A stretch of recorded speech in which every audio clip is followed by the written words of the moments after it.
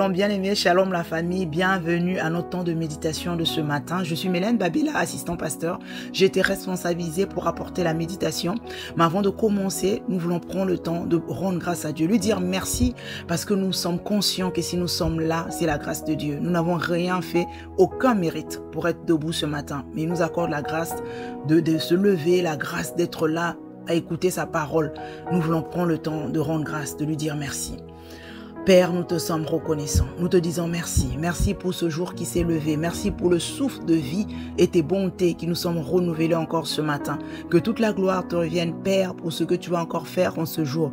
Nous croyons que si, Père, tu nous permets de vivre ce jour, c'est que tu n'as pas fini avec nous. Et nous savons que ce jour que tu nous donnes est une bénédiction. Voilà pourquoi nous te disons merci. Nous te rendons toute la gloire. Merci pour tout ce que tu vas encore faire. Merci pour ta parole. Nous te recommandons ce moment. Et nous croyons, Seigneur, que au travers de ta parole, tu nous libères. Que toute la gloire te revienne, Père, au nom de Jésus. Amen. Une fois de plus, bien-aimés, bienvenue à notre temps de méditation de ce matin. Notre passage d'introduction se trouve dans 1 Samuel au chapitre 22. 1 Samuel chapitre 22, versets 1 à 2. David partit de là et se sauva dans la caverne d'Adullam. Ses frères et toute la maison de son père la prirent et ils descendirent vers lui. Tous ceux qui se trouvaient dans la détresse, qui avaient des dettes ou qui étaient mécontents, se rassemblèrent auprès de lui et il devint leur chef. Ainsi se joignirent à lui environ 400 hommes. Bien aimé, le contexte du verset, c'est quoi? C'est que David avait reçu l'onction pour devenir roi d'Israël. Mais cela ne s'est pas fait directement, puisqu'il y avait encore Saül qui était sur le trône. Et il voulait la mort de David. Voilà pourquoi David a fui, parce qu'il s'était mis à sa recherche. Et quand on voit David dans sa fuite, il y a des personnes, la Bible précise que tous ceux qui étaient dans la détresse et qui avaient des dettes ou qui étaient mécontents, se sont joints à David. Ils se sont rassemblés autour de lui. Et nous voyons que l'assemblée de David avait commencé son assemblée avec des personnes en détresse, des personnes avec des ennuis financiers, des personnes qui étaient mécontents, insatisfaites de leur situation et de leur vie. Les choses allaient mal pour ces personnes. Mais quand même, ils se sont rassemblés auprès de David. Pourquoi autour de lui? C'était pas en apparence, c'est pas quelqu'un qui pouvait changer leurs conditions, puisque c'était quelqu'un qui était en fuite lui-même. Donc lui-même, sa condition n'était pas terrible. Mais pourquoi les hommes qui étaient dans la détresse, pourquoi ces hommes qui étaient mal pouvaient se joindre à lui? Simplement parce que ils avaient compris que David avait l'onction et il avait la faveur de Dieu. Oint par Dieu, et donc il avait la faveur de Dieu. Ils se sont dit, on se joint à David.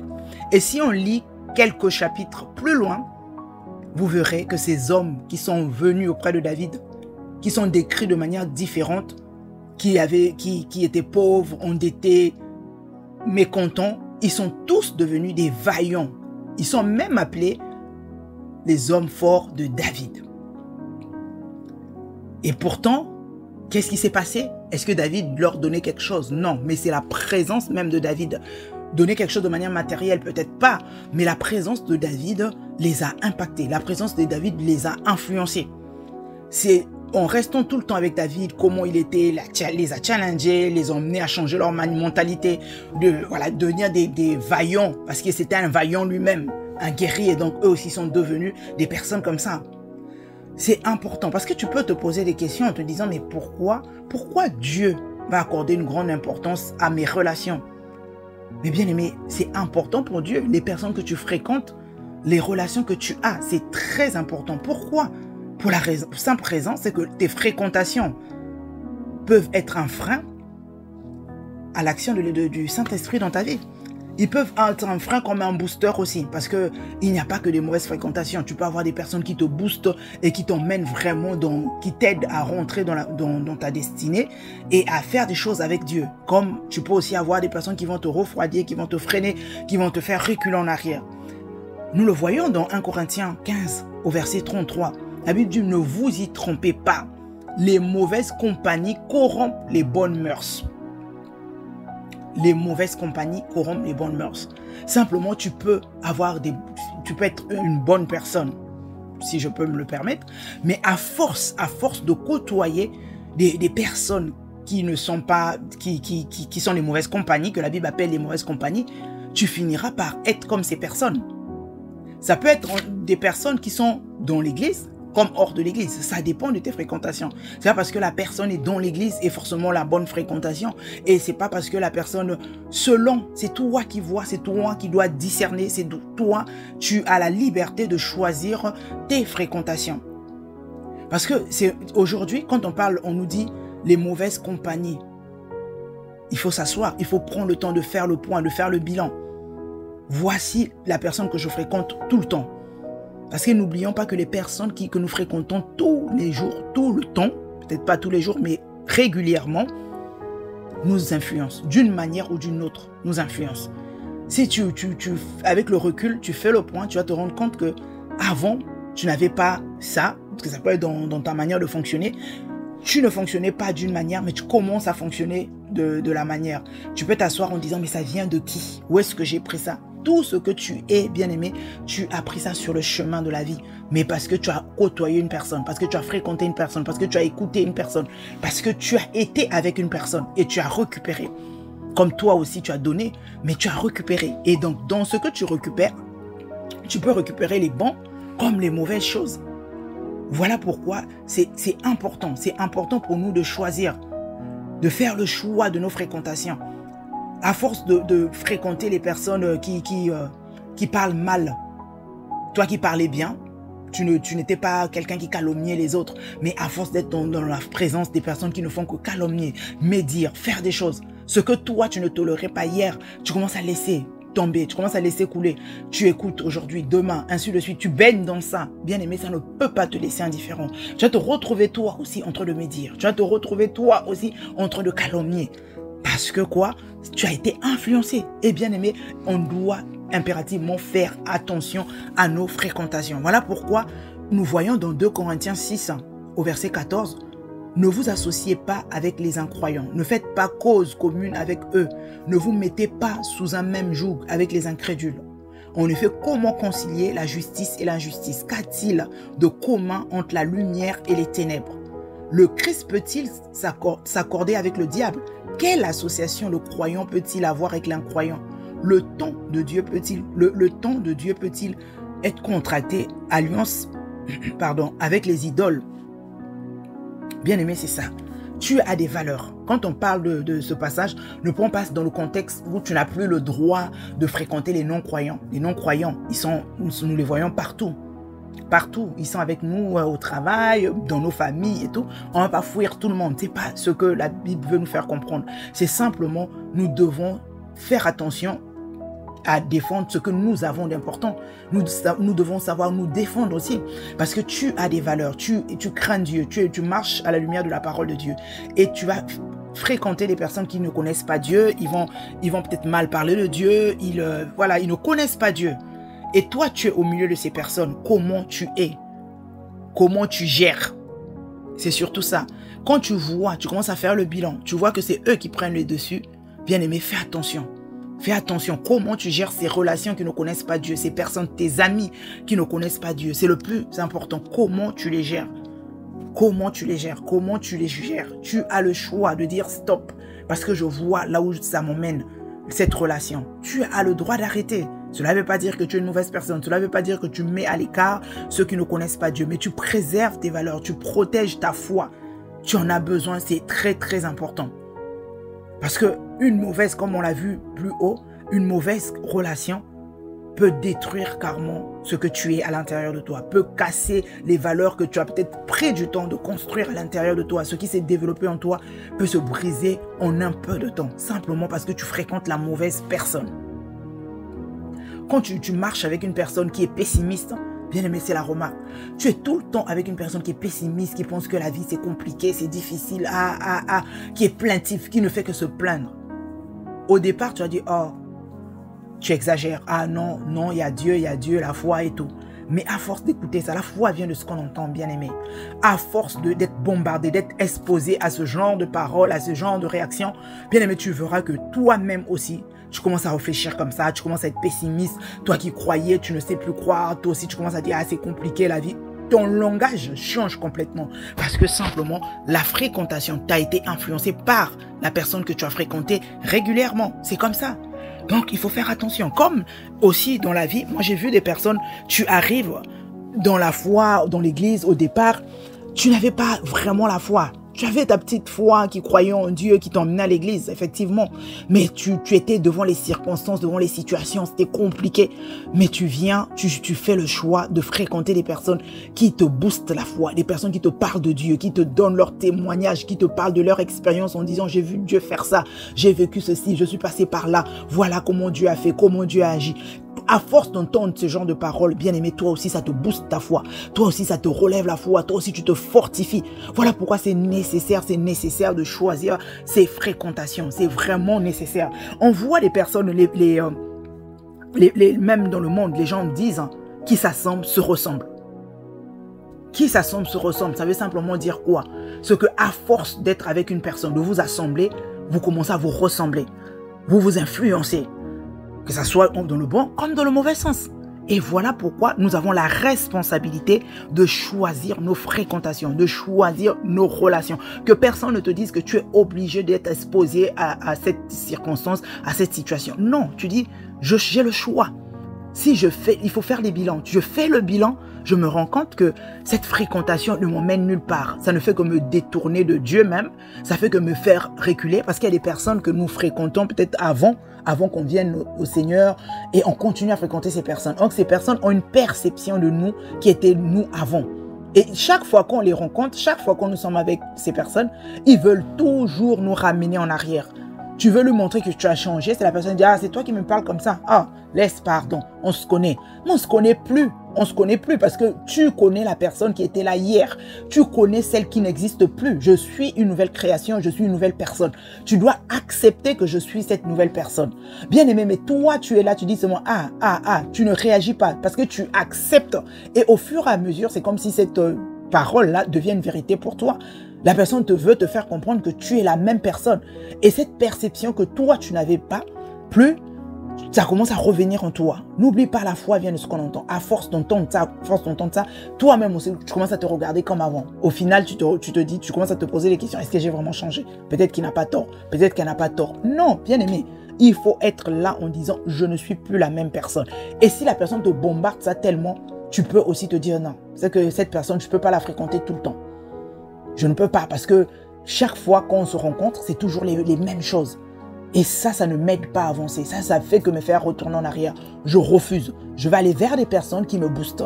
Je vais choisir des relations qui vont me propulser. Je vais choisir des relations où même le faire aiguise le faire. C'est pas forcément quelqu'un qui a plus que toi, mais quelqu'un qui pense comme toi. La personne qui a les mêmes valeurs que toi. La personne qui peut, entre vous, vous pouvez vous booster. Vous pouvez vous booster pour aller en avant. On voit même les disciples, les disciples, les premiers qu'on appelait chrétiens. Les personnes qui les ont appelés chrétiens, c'était les non-croyants. Mais en les voyant vivre, en les voyant agir, en les voyant, ces personnes ont dit, voici ceux-là qui ressemblent au Christ. On les appelle chrétiens. Pourquoi? Parce qu'ils ressemblent au Christ. Mais pourquoi ils ressemblent au Christ? Parce qu'ils ont côtoyé le Christ au quotidien. Ils étaient régulièrement avec Jésus. Ils étaient constamment avec Jésus et tout le temps avec le Seigneur. Et le Seigneur s'est déteint sur eux. C'est comme ça. Une relation ne te laisse pas indifférent. Forcément se déteint sur toi. Comme je le disais, dans le bon comme dans le mauvais. Et donc c'est à toi de voir. Prends le temps de faire le choix de tes relations. Parce que n'oublie pas, en grande partie, ta réussite dépend de l'influence que des gens qui sont autour de toi. Parce que ces gens-là influencent tes décisions. Déjà, tu influences mentalement. Et quand ils t'influencent tes pensées, tes paroles vont suivre, tes actions vont suivre. Et c'est très, très important. Donc, ne prends pas ta vie à la légère. Ne prends pas tes relations, à la légère. Parce que ta vie en dépend. Ta vie en dépend. Ta destinée en dépend. Ta réussite avec Dieu ou dans la vie, tout court, en dépend. Pour conclure, bien aimé, tu dois faire attention au type de relation que tu as, car ta vie en dépend. Bien aimé, on ne fait souvent pas attention, mais il y a des vies qui ont été propulsées grâce aux relations, comme il y a des vies qui ont été détruites aussi à cause des relations. Pourquoi? Parce que chaque relation que tu as t'influence d'une manière ou d'une autre. Et cette influence t'emmène à prendre des décisions. Or, ta vie dépend des décisions que tu prends au quotidien. Donc, c'est à toi de voir cette relation-là, quel est le type d'influence que ça m'apporte et quelles sont les décisions que je prends derrière. Parce qu'il y a des personnes qui t'emmènent à prendre des décisions pour la gloire de Dieu et il y en a d'autres relations qui t'emmènent à prendre des décisions pour ta perte. Et c'est à toi de voir. Tu n'as pas deux vies, comme nous dit souvent le pasteur. Tu n'as pas une vie que tu diras, celle-là, si je la gâche, je vais prendre une autre en rechange. Non, tu n'as qu'une seule vie que tu dois réussir. Alors, c'est à toi de te dire, je sais que les relations que j'ai m'influencent d'une manière ou d'une autre. Donc, je ne vais pas me fier à me dire, cette personne, je la connais depuis longtemps, on a grandi ensemble, cette personne, c'est vraiment... Non, ce n'est pas ça, mais je regarde depuis que je fréquente cette personne. Quelles sont les décisions que je prends sous son influence? Est-ce que ce sont des décisions qui me font dévier même ma voie, ma destinée? Est-ce que ce sont des décisions qui m'emmènent même à me déconnecter de Dieu, ma relation avec Dieu prend un coup, ma paix même intérieure? Quelles sont les décisions que je prends derrière cette influence? Ou c'est simplement moi qui influence la personne aussi? Tu peux être toi qui influence la personne dans le bon sens, tu l'emmènes à aimer Dieu, à booster sa foi et tout ça. Là, ok. Mais si tu sais que c'est une relation qui n'est pas bonne pour toi, bien aimé, prends le courage de dire j'arrête. Parce que ma vie, je ne veux pas blaguer avec ma vie. Je veux réussir ma vie. Je dois réussir ma vie. Et ma vie dépend des décisions que je prends. Si ton influence m'emmène à prendre des mauvaises décisions, je suis désolé, je ne peux pas continuer. Et ce n'est pas du tout méchant. C'est simplement, tu as le choix. Tu es responsable de ta vie. Tu es responsable des décisions que tu dois prendre. Et regarde autour de toi. Regarde tes relations. Quel type de décision on t'emmène à prendre au travers des relations que tu as? Amen. Nous allons prendre le temps de rendre grâce à Dieu, de lui dire merci pour sa parole et lui recommander encore la journée d'aujourd'hui. Père, nous te sommes reconnaissants, nous te disons merci. Merci pour ta parole qui nous fait du bien, ta parole qui est la vérité, ta parole qui nous libère encore de l'ignorance ce matin. Que toute la gloire, Seigneur, te revienne. Nous prions, Seigneur, que cette parole demeure à l'intérieur de nous, que rien ne vienne voler, vienne ôter la parole, mais que ta parole, nous la méditons tout au long de cette journée. Nous la chérissons à l'intérieur de nous, que cette parole soit véritablement la lumière qui va nous éclairer toute la journée au nom de Jésus. Seigneur, nous l'avons compris. Nous avons compris l'importance de faire le choix de nos relations, car nos relations nous influencent de l'intérieur. Et cette influence nous emmène à prendre des décisions. Nous prenons la décision, Père, de mettre fin à tout type de relations qui nous ont emmenés à prendre des mauvaises décisions. Des décisions que nous regrettons encore aujourd'hui. Des décisions qui nous ont fait dévier notre relation avec toi, qui nous ont conduit à notre perte. Nous prenons la décision de mettre fin au nom de Jésus. Nous désirons une seule chose, Seigneur, avoir des véritables relations, des connexions stratégiques pour notre destinée. Ces personnes qui nous aident à aller de l'avant avec toi, des personnes qui nous propulsent vers notre destinée au nom de Jésus. Seigneur, merci.